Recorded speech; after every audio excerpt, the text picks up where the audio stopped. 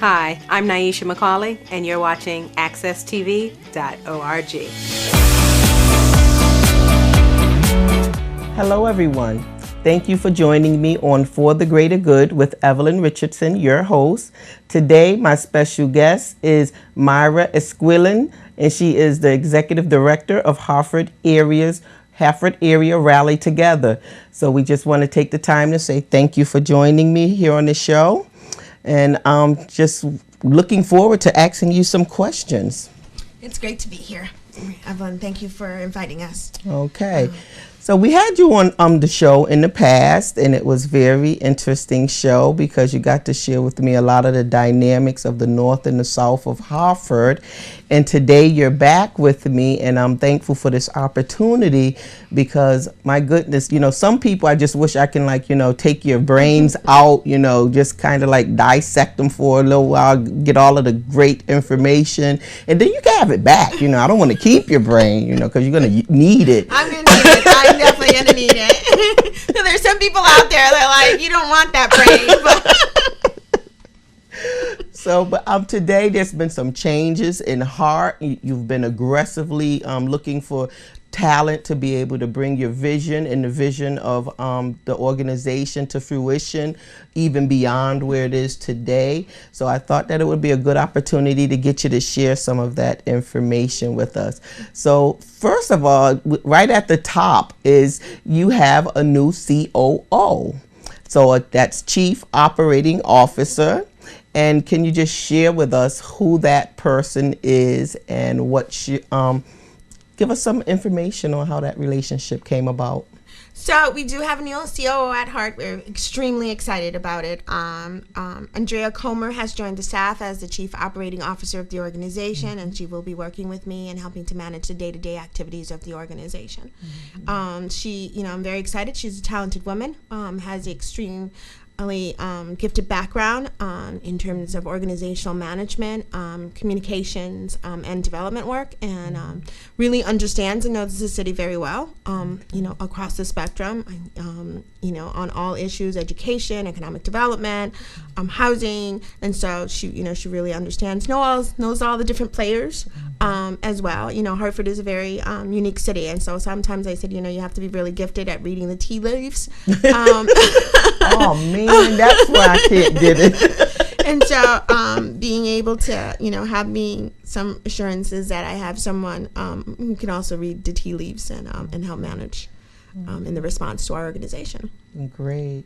So what did you have anybody else that you were considering at that time? Was like Andrea became available and then you said, you know what, this is an opportunity? Or were you considering a COO for a while?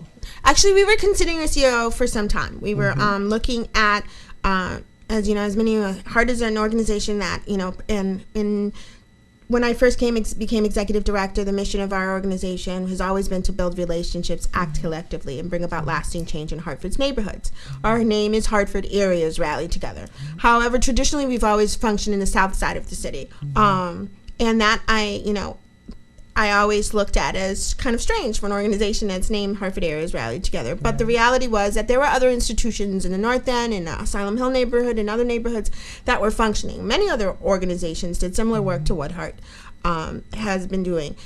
Unfortunately, some of those have gone by the wayside. Right. And so when I came in 3 years ago, I did an analysis of the wonderful work the organization had been doing, its impact into neighborhoods in terms of systemic change and sustainability around those change, and also looking at what do we want to do with an organization that is good and has been around as long as HART has. And so there was a couple of primary key things. One, I wanted to make sure that we were truly Hartford Areas Rally Together. And so the notion was to build the heart of Hartford and making sure that not just our organizing work, but a lot of times people don't realize that HART has other areas of work. Right.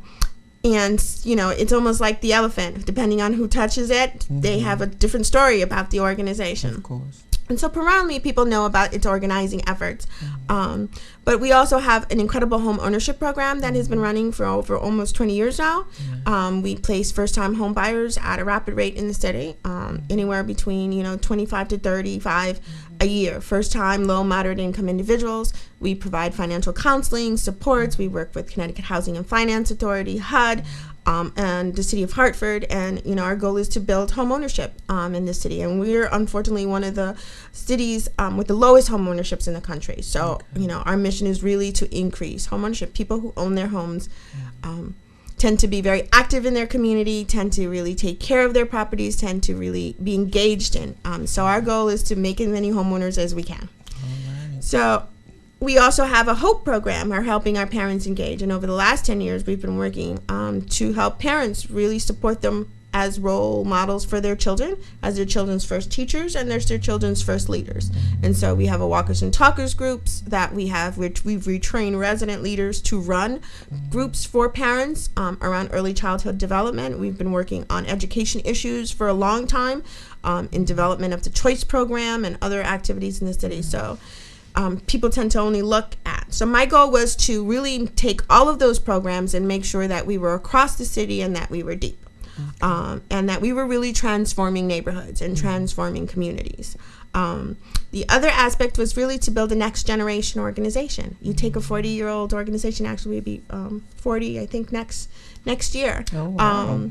And how do you take it from good to great, and from great to extraordinary, to become a real example nationally, as a national model of what civic engagement really looks like. And so I had worked nationally with the Casey Foundation and with other funders across the country on studying models and especially around community and parent engagement, around sustainability and asset building in communities. And so it was an intriguing and exciting opportunity for me to look at how do I take a really good organization, move it to a great organization, and move it to an extraordinary organization.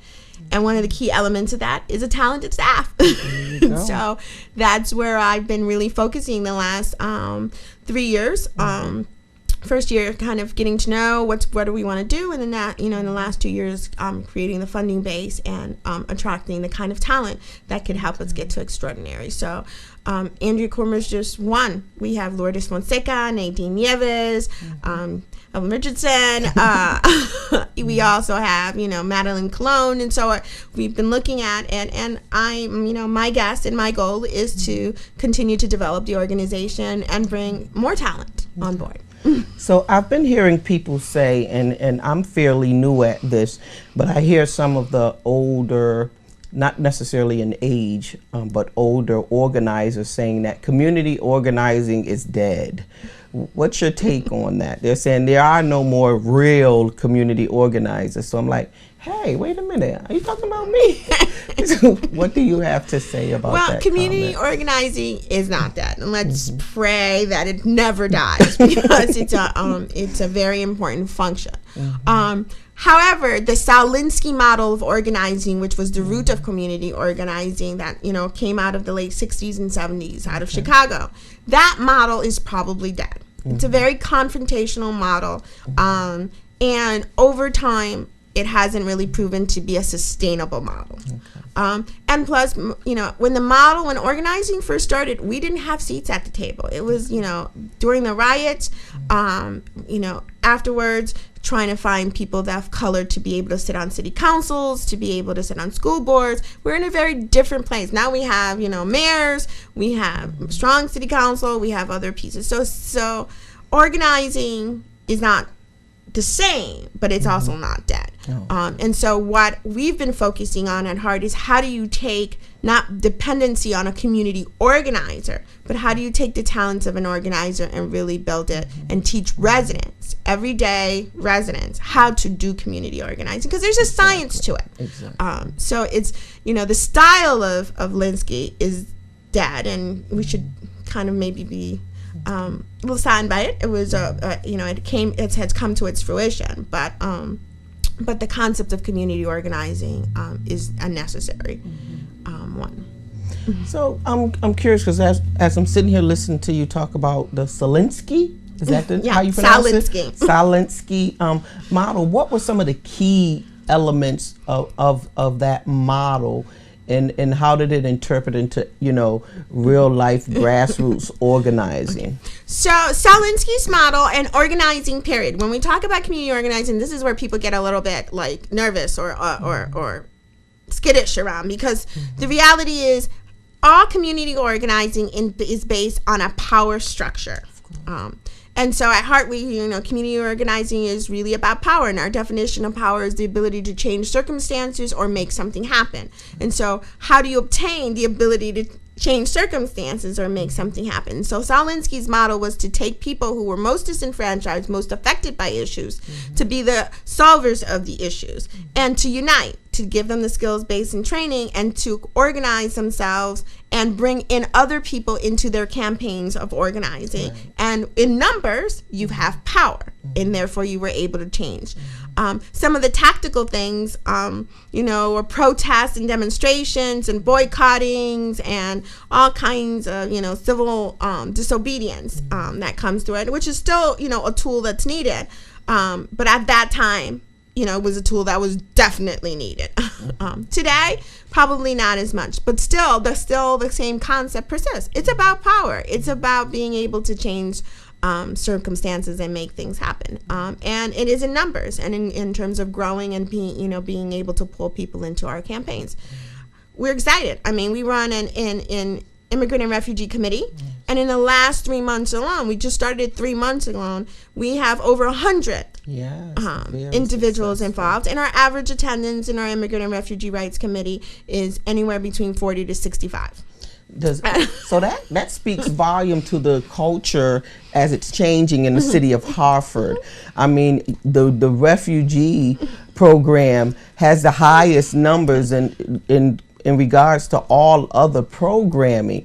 So, I mean, I haven't seen the statistics on it or anything. Well, we're a changing community, and so we've been really focusing on emerging communities. And so in the last 3 months, we've had, we initiated our immigrant and refugee work, kind of focusing on emerging communities across the spectrum, because oftentimes when people think immigrant, unfortunately, our social systems or our media has created an image of a Mexican male jumping a fence or border trying to steal your job. And that's not necessarily the immigrant community. We have immigrants from all over the world in this city. And the refugee community, oftentimes people think of, a starving African child, because that's the image that the media has portrayed about refugees. And that's not the case. We have refugees coming in from Russia. We have refugees coming in from, other Middle Eastern countries, in Europe, being now, the Ukraine is pieces. And so being able to, our work at HART is to look at all of the immigrant and refugee community and get them involved in identifying what their needs are and getting the system to respond to those needs. One thing that always, and I'm going to ask you, Mayra, because I can respect you, and you've always been straightforward with me and honest. When it comes to, helping the individual to, because HART has, and what I really appreciate about HART is that you have a great volunteer return on the work that you do. I've witnessed it myself through community builders and through some of the programmings that you do with the schools, that people actually really do come back and volunteer their time. So the leadership building, it keeps coming, it's reciprocal. How do you help the people in the groups or the volunteers that come on board when they get to a certain place of getting to understand that power and to be able to make things happen, but then you have a system that usually tries to quell those voices? So, and what I've experienced and what I am asking is, can it be a setup for some of the individuals because the power can only go so high? So part of the training in Community Builders Academy, which is our resident training around community organizing and how do you, and using your leadership capacity to move forward, is to really understand the systems and structures and to really explore your own value systems as a leader. because the more you push on the system, the more the system then reforms itself and makes it adaptive and almost co-opts its process to survive, because it is really a system based on survival, and not so much on the system creating on possibility and pieces. And so being able to have conversations with our leaders about what kind of leader you want to be, and being able to give them the warning signs and the pieces. Part of training a good organizer is most of community organizers lead from behind. So oftentimes a good community organizer and a good leader isn't the one speaking. They're building the capacity of others to speak. That's where the numbers come in. That's where your power base lies, is in your following and how many people are connected to you. Also being able to know that the system does kind of things, and we call it the bing bang boom process. We are always binging as human beings, and so that means that we're always we're in survival mode. That's the first place right back here that gives us kind of that gut reaction of being able to survive, gives us fight, flight, or freeze. That's right. And so we talk about that in the Community Builders Academy, and talk to residents and help them explore how those things happen. And so the system has that same thing. It has a fight, flight, or freeze response. We talk about divide and conquer, because it is part of the, you're always assessing. And so we're always helping them to do power analyses. We're always helping them to understand data and the importance of data. And all the types of data, quantitative data, qualitative data, and being able, the notion of perception and how it plays. And so trying to get leaders to understand that there is no scarcity in this process. And so you can, you're a really strong leader when you've got a lot of people. Thank you. We'll be right back in 1 minute with our special guest, Mayra Esquilin of Hartford Areas Rally Together. Thank you.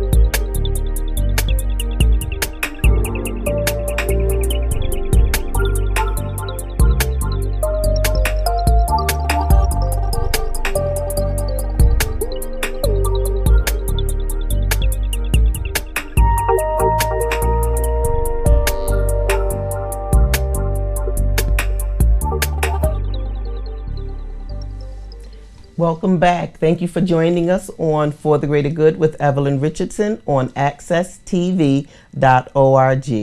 Okay, Mayra, we're back to you. So I want to ask you about the power of the 3 areas that you were sharing with me and about transforming families. Can you elaborate for us? So HART has 3 areas. We call them CORAL, which stands for Community Organizing, Resident Action, and Leadership. We're very big on acronyms at HART.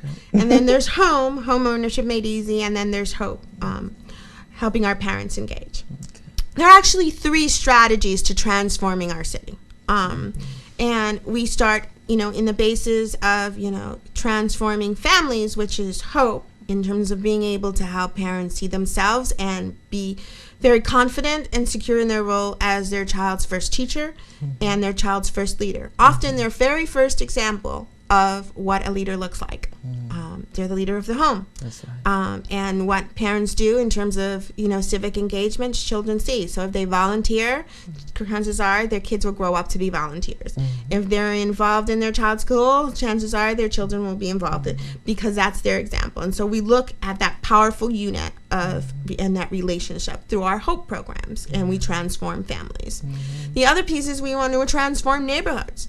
And so for us, transforming neighborhoods is really our homework in terms of helping people with their financial stability, making sure that they're able to be good renters, to manage their credit, to build their assets, to purchase a home. And if we transform them into a homeowner, then we can change the course of a neighborhood. And then there's transforming leadership and transforming our city in terms of our core work, in terms of being actively engaged and civically engaged in the city life.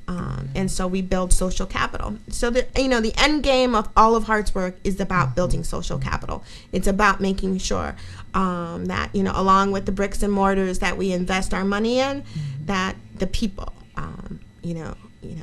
are really as engaged. And so it's not if you build it, they will come, is that we create people to be extraordinary leaders. All right. So I was impressed last week, HART. We had a meeting where we had leaders from all areas of Hartford come, and it was an issue campaign.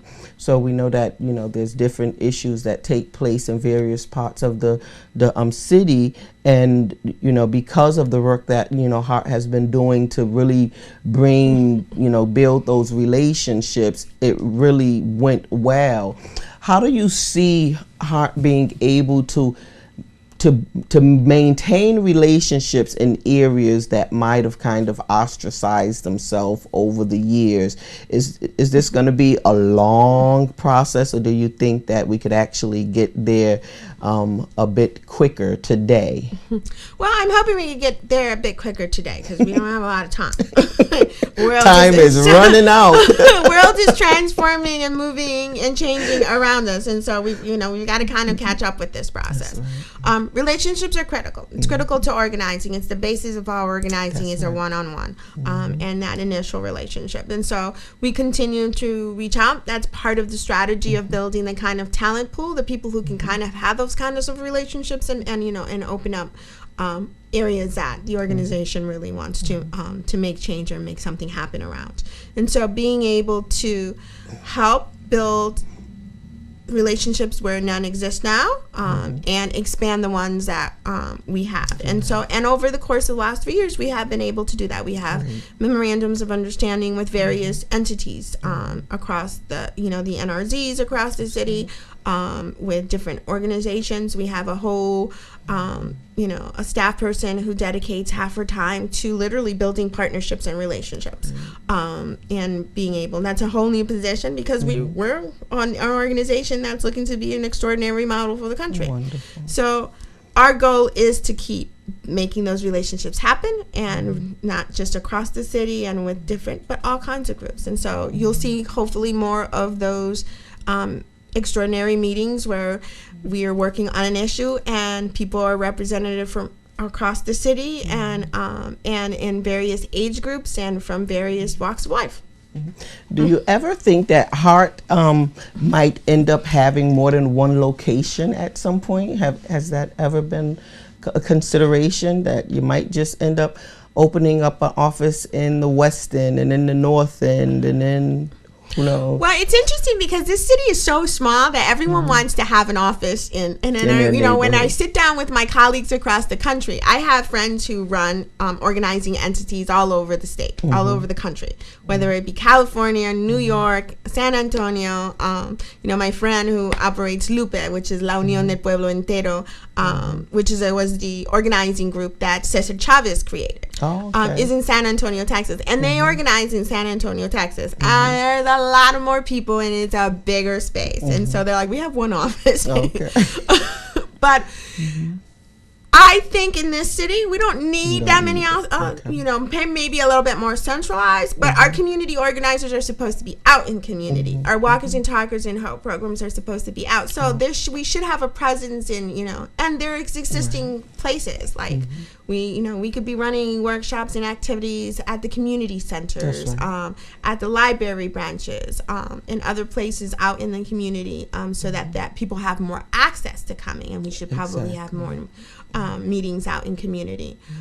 So I see that happening more. I think as we get to the point of, in terms of growth, we'll continue to analyze whether we need multiple locations. But I do know that we want to create a presence across the city, and give people access across the city to our meetings and activities and events. Okay. So as a nonprofit, these are the things that I really get curious about sometimes, because there are other organizations doing similar programming, and they're all around the city of Hartford. How hard or how easy have you found it to just aggressively go after the funds that you need to make the programming successful when there's so many others vying for the same money? Well, that's the sad truth of the economic times that we're in. I was at a meeting earlier this week, a forum on collaboration, and what does it mean, and what and how we got to it, and the funding, and some of the funding and some of the motivations behind this. And so being able to, it's a constant, vigilant process for nonprofits in general. Some of the smaller ones, like my agency, we spend a significant amount of time looking for resources, and then depending on what kind of funds are out there. And so we HART saw over the last 3 or so years when a decline and a movement away from civic engagement funding and work, because there was a huge need for basic need funding. And so organizations that provided basic needs, whether it be housing or food or shelter or all of the things, because of the way the economy was and people were without jobs, they were losing their homes, and in the market we really needed the funding to go into that arena. And so organizations like mine end up suffering. So needless to say, partnerships are required, and so that's to seek out funding jointly, and we certainly are building those relationships and those partnerships and getting really creative. I mean, we're working with the Center for Latino Progress to do a youth making change program and design a program, and went after joint funding for that to make sure that we had a youth making change program, an opportunity for Hartford kids to do something together. So we'll continue to work along those, but it's never easy to raise the dollars. I bet. I am so glad that I don't have to ask for money. Because you get bolder at asking for money. I'm more comfortable.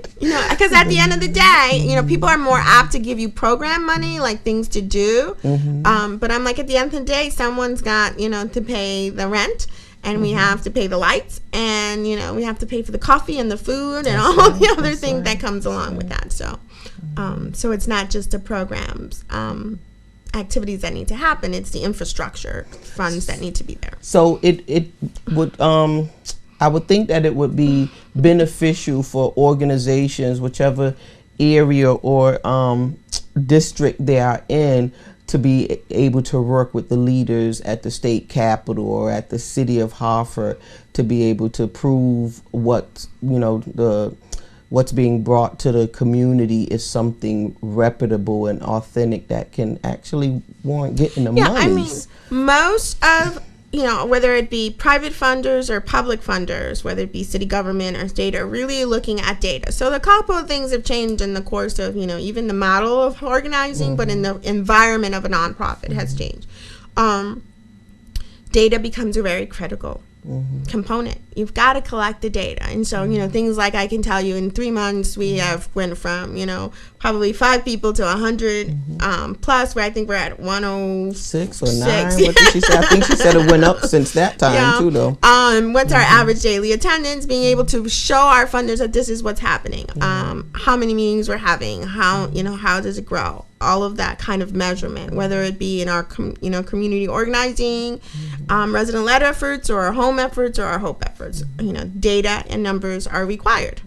2, being able to move from the silo of single people to partnerships with other organizations, and being able to not reinvent the wheel, but figure out how we complement each other's and leverage each other's skills and talents. So those are the 2 big critical changes for us as an organization, which I welcome it. I think it puts us as an organization in a position to be able to do things a little bit differently. Wonderful.